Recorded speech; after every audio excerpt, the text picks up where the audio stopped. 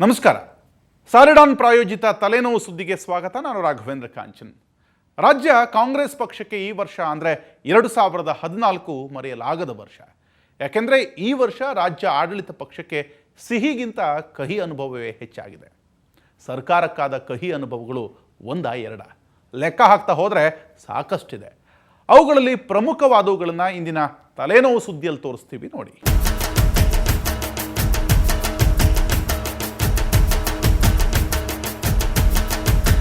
ರಾಜ್ಯದಲ್ಲಿ ಅಧಿಕಾರ ನಡೆಸುತ್ತಿರುವ ಕಾಂಗ್ರೆಸ್ ಪಕ್ಷಕ್ಕೆ 2014 ತಲೆನೋವಿನ ವರ್ಷ ಅಂತ ಹೇಳಿದ್ರೂ ತಪ್ಪಾಗ್ಲಿಕ್ಕಿಲ್ಲ ನೋಡಿ. ಯಾಕಂದ್ರೆ ಕಾಂಗ್ರೆಸ್ ಪಕ್ಷ ಒಂದಿಲ್ಲೊಂದು ಸಮಸ್ಯೆಗೆ ಸಿಲುಕಿ ಸಮಸ್ಯೆಯಿಂದ ಹೇಗೆ ಹೊರಬರೋದು ಅನ್ನೋ ತಲೆನೋವಿನಲ್ಲೇ ಕಳೆದಿದೆ.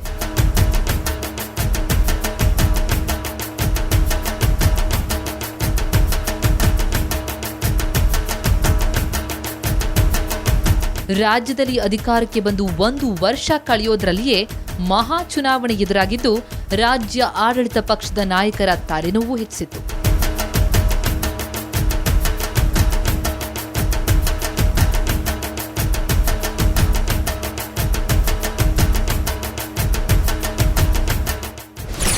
ಮೋದಿ ಅಬ್ಬರದಲ್ಲಿ ಚುನಾವಣೆ, ಆಡಳಿತ ಪಕ್ಷಕ್ಕೆ ಪ್ರತಿಷ್ಠೆ. ಗುಜರಾತ್ ಮುಖ್ಯಮಂತ್ರಿಯಾಗಿದ್ದ ನರೇಂದ್ರ ಮೋದಿಯವರ ಜನಪ್ರಿಯತೆಯನ್ನೇ ಇಟ್ಟುಕೊಂಡು ಬಿಜೆಪಿ ಲೋಕಸಭಾ ಚುನಾವಣಾ ಕಣಕ್ಕಿಳಿದಿತ್ತು. ಆದರೆ ಕಾಂಗ್ರೆಸ್ಗೆ ಯುಪಿಎ ದುರಾಡಳಿತದ್ದೇ ದೊಡ್ಡ ತಲೆನೋವಾಗಿತ್ತು.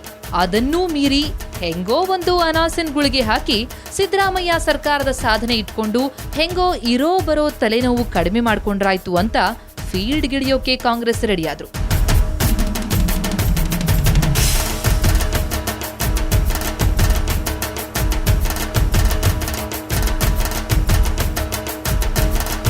ಹಂಗೂ ಯುದ್ಧಕ್ಕೆ ರೆಡಿಯಾಗಬೇಕು ಅಂತ ಕಾಂಗ್ರೆಸ್ ಅಭ್ಯರ್ಥಿಗಳ ಆಯ್ಕೆಗೆ ಮುಂದಾಯಿತು. ಕಾಂಗ್ರೆಸ್ನ ಮಹಾಸಾಗರದಲ್ಲಿ ಕೇವಲ 28 ಜನರನ್ನ ಆಯ್ಕೆ ಮಾಡೋದು ಆಡಳಿತ ಪಕ್ಷಕ್ಕೆ ದೊಡ್ಡ ತಲೆನೋವಾಯಿತು. ಕಾಂಗ್ರೆಸ್ನಲ್ಲಿ ಒಬ್ಬೊಬ್ಬ ನಾಯಕರ ಹಿಂದೆ 100 ಹಿಂಬಾಲಕರು. ಎಲ್ಲರೂ ತಮ್ಮ ಹಿಂಬಾಲಕರಿಗೆ ಟಿಕೆಟ್ ಕೊಡಿಸಬೇಕು ಅಂತ ಒತ್ತಡ ಹೇರಿದ್ರಿಂದ ಪರಮೇಶ್ವರ್ ಮತ್ತು ಸಿಎಂ ಸಿದ್ದರಾಮಯ್ಯಗೆ ರಾತ್ರಿಯೆಲ್ಲ ನಿದ್ದೆ ಬರದಷ್ಟು ತಲೆನೋವಾಗೋಯಿತು.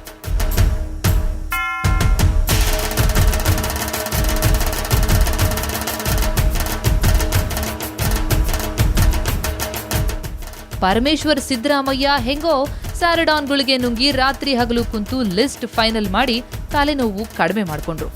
ಅಷ್ಟು ಮಾಡಿದ್ರೆ ಆಗುತ್ತಾ? ಚುನಾವಣೆಯಲ್ಲಿ ಹೆಚ್ಚು ಸ್ಥಾನ ಗೆಲ್ಲಬೇಕು ಅನ್ನೋ ತಲೆನೋವು ಶುರುವಾಯಿತು.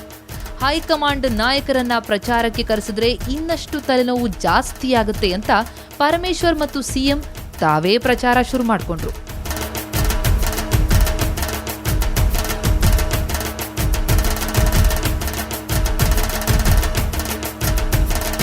ಕಾಂಗ್ರೆಸ್ ಪಾರ್ಟಿಗೆ ರಾಜ್ಯದ ಯಾವುದೇ ಜಿಲ್ಲೆಯ ವಿಚಾರ ಇದ್ರೂ ಅಷ್ಟೊಂದು ತಲೆನೋವು ಇರೋದಿಲ್ಲ. ಆದ್ರೆ ಮಂಡ್ಯ ಜಿಲ್ಲೆ ಅಂದ್ರೆ ಇರೋ ಬರೋ ನಾಯಕರಿಗೆಲ್ಲ ತಲೆನೋವು. ಮಂಡ್ಯ ಕಾಂಗ್ರೆಸ್ ಗದ್ದಲಕ್ಕೆ ಯಾವ ಮಾತ್ರೆ ತಗೊಂಡ್ರೂ ತಲೆನೋವು ಕಡಿಮೆ ಆಗಲ್ಲ. ಒಂದ್ ಕಡೆ SM ಕೃಷ್ಣ ಬಣ, ಇನ್ನೊಂದ್ ಕಡೆ ಅಂಬರೀಷ್ ಬಣ. ತಲೆ ಚಿಟ್ಟು ಹಿಡಿದು ಹೋಗ್ಬೇಕು ಅನ್ನೋಷ್ಟು ದೊಡ್ಡ ತಲೆನೋವಾಯ್ತು.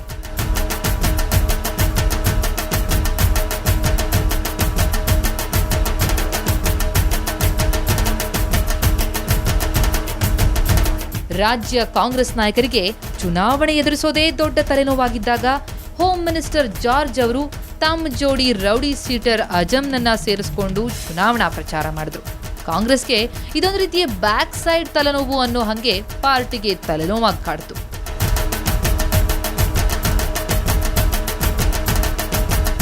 ಸಿಎಂ ಸಿದ್ದರಾಮಯ್ಯ ಮತ್ತು ಪರಮೇಶ್ವರ್ ಹಂಗೂ ಹಿಂಗೂ ಚುನಾವಣಾ ಪ್ರಚಾರ ಮುಗಿಸಿದ್ರು.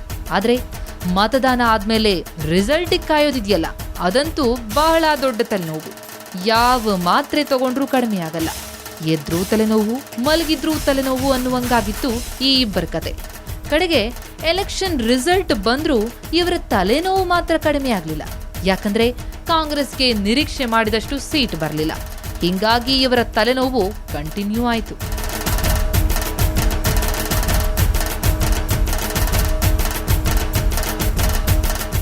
ಎಲೆಕ್ಷನ್ ತಲೆನೋವಿನಿಂದ ಹೊರಬಂದು ಸ್ವಲ್ಪ ಆರಾಮಾಗಿರಬೇಕು ಅಂತ ಕಾಂಗ್ರೆಸ್ ನಾಯಕರು ಅಂದ್ಕೊಂಡಿದ್ರೆ ಹುನಗುಂದ ಶಾಸಕ ಕಾಶಪ್ಪನವರು ಹುಟ್ಟುಹಬ್ಬ ಆಚರಣೆ ಮಾಡ್ಲಿಕ್ಕೆ ಹೋಗಿ ಬಾರ್ನಲ್ಲಿ ಗಲಾಟೆ ಮಾಡಿಕೊಂಡು ಪಾರ್ಟಿಗೆ ಮತ್ತೊಂದು ತಲೆನೋವು ತಂದಿಟ್ರು.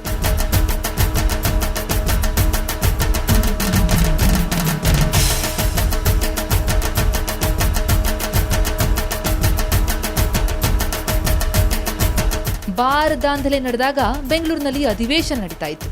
ಪ್ರತಿಪಕ್ಷಕ್ಕೆ ಇದಕ್ಕಿಂತ ಇನ್ನೇನ್ ಬೇಕು ಹೇಳಿ? ಇದನ್ನೇ ದೊಡ್ಡ ಪ್ರಕರಣ ಮಾಡಿದ್ರು. ಕಾಂಗ್ರೆಸ್ ಶಾಸಕರು ಅಂದ್ರೆ ರೌಡಿಗಳು ಅನ್ನೋ ರೀತಿ ಬಿಜೆಪಿಯವರು ಪ್ರತಿಬಿಂಬಿಸಲು ಪ್ರಯತ್ನಿಸಿದ್ರು. ಆ ತಲೆನೋವಿನಿಂದ ಹೊರಬರೋದು ದೊಡ್ಡ ತಲೆನೋವಾಯಿತು ಕಾಂಗ್ರೆಸ್ ಪಕ್ಷಕ್ಕೆ.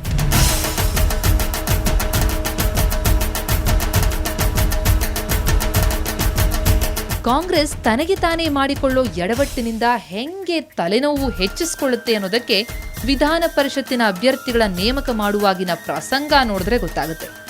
ಸಮಾಜ ಕಲ್ಯಾಣ ಸಚಿವ ಆಂಜನೇಯ ತಮ್ಮ ಆಪ್ತೆ ಶಾಂತಮ್ಮಗೆ ವಿಧಾನಸೌಧದ ಮೆಟ್ಟಿಲೇರಿಸಬೇಕು ಅಂತ, ಅವರಿಗೆ ಶಾಂತಮ್ಮಗೆ ಪರಿಷತ್ತಿಗೆ ಆಯ್ಕೆಯಾಗುವಷ್ಟು ವಯಸ್ಸಾಗಿಲ್ಲ ಅನ್ನೋದು ಗೊತ್ತಾದ ಮೇಲೆ ನಾಯಕರಿಗೆ ತಲೆನೋವು ಶುರುವಾಯಿತು. ಅದನ್ನ ಕಡಿಮೆ ಮಾಡೋಕೆ ಜಯಮ್ಮ ಬಾಲರಾಜ್ ಅನ್ನೋ ಮಾತ್ರೆ ತಗೊಂಡು ಸರಿಪಡಿಸ್ಕೊಂಡ್ರು.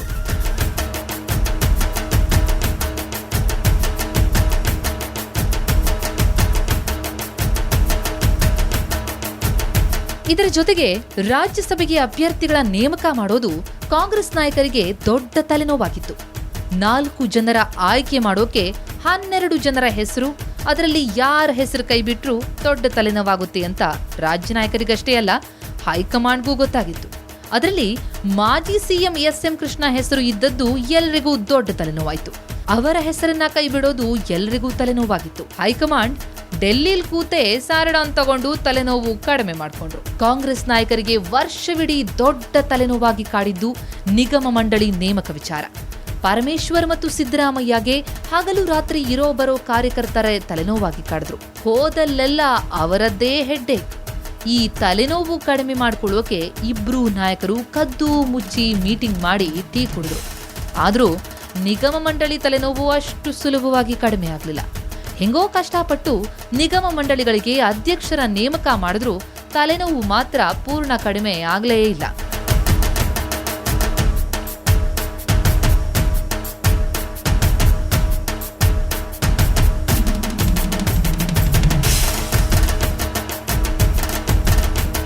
ಇದೆಲ್ಲಾ ತಲೆನೋವಿನ ನಡುವೆ ಕಾಂಗ್ರೆಸ್ ನಾಯಕರಿಗೆ ಮತ್ತೊಂದು ತಲೆನೋವು ಶುರುವಾಯಿತು.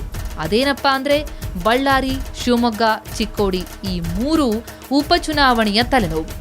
ಆಡಳಿತ ಪಕ್ಷಕ್ಕೆ ಪ್ರತಿಷ್ಠೆಯಾಗಿದ್ರಿಂದ ಈ ತಲೆನೋವು ಕಡಿಮೆ ಮಾಡಿಕೊಳ್ಳಿಕ್ಕೆ ಕಾಂಗ್ರೆಸ್ ಹರಸಾಹಸ ಪಡಬೇಕಾಯಿತು. ಹೆಂಗೋ 2 ಸ್ಥಾನ ಗೆದ್ದು ತಲೆನೋವು ಅಂತೂ ಕಡಿಮೆ ಮಾಡಿಕೊಳ್ತು.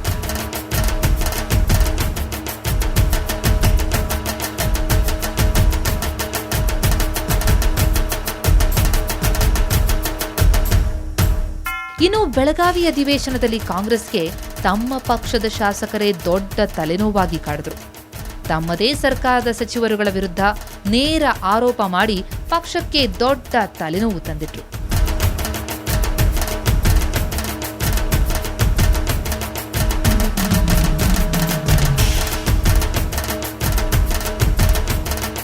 ಇದಲ್ಲದೆ ವಸತಿ ಸಚಿವ ಅಂಬರೀಶ್ ಯುವತಿಯೊಬ್ಬರಿಗೆ ಮುತ್ತಿಟ್ಟಿರುವ ಫೋಟೋ ರಿಲೀಸ್ ಮಾಡಿ ತಮ್ಮ ತಲೆಗೆ ತಾವೇ ಗುದ್ದಿಕೊಂಡು ನೋವು ತಂದುಕೊಂಡ್ರು. ಇದು ಕೂಡ ಆಡಳಿತ ಪಕ್ಷದ ನಾಯಕರಿಗೆ ಸುಮ್ನೆ ತಂದುಕೊಂಡ ತಲೆನೋವಾಯಿತು.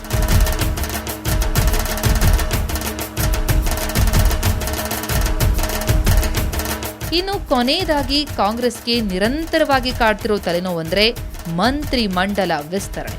ಸ್ವತಃ ಪಕ್ಷದ ಅಧ್ಯಕ್ಷರೇ ಮಂತ್ರಿ ಆಕಾಂಕ್ಷಿಯಾಗಿರೋದ್ರಿಂದ ಪರಮೇಶ್ವರ್ಗೆ ತಾವು ಮಂತ್ರಿಯಾಗುವ ತಲೆನೋವಿನ ಜೊತೆಗೆ ತಮ್ಮನ್ನ ನಂಬಿದವರನ್ನೂ ಮಂತ್ರಿ ಮಾಡಬೇಕು ಅನ್ನೋ ತಲೆನೋವು ನಿರಂತರವಾಗಿ ಕಾಡ್ತಾ ಇದೆ.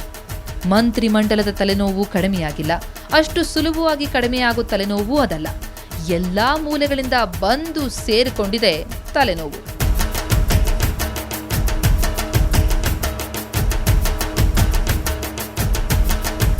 ಶಂಕರ್ ಪಾಗೋಜಿ, ಸುವರ್ಣ ನ್ಯೂಸ್, ಬೆಂಗಳೂರು. ಈ ವರ್ಷವನ್ನ ಬರೀ ತಲೆನೋವಿನಲ್ಲೇ ಕಳೆದ ಸರ್ಕಾರಕ್ಕೆ ಬರೋ ವರ್ಷವಾದರೂ ತಲೆನೋವು ಕಡಿಮೆ ಆಗಲಿ, ಸಿಎಂ ಸಿದ್ದರಾಮಯ್ಯ ತಲೆಭಾರ ಕಡಿಮೆ ಮಾಡಿಕೊಂಡು ಇನ್ನಷ್ಟು ಚುರುಕಿನ ಆಡಳಿತವನ್ನು ನಡೆಸಲಿ ಅನ್ನೋದೇ ನಮ್ಮ ಆಶಯ. ಇದು ಈ ಹೊತ್ತಿನ ವಿಶೇಷ. ನೇರ ದಿಟ್ಟ ನಿರಂತರ ಸುದ್ದಿಗಾಗಿ ನೋಡ್ತಾ ಇರಿ ಸುವರ್ಣ ನ್ಯೂಸ್.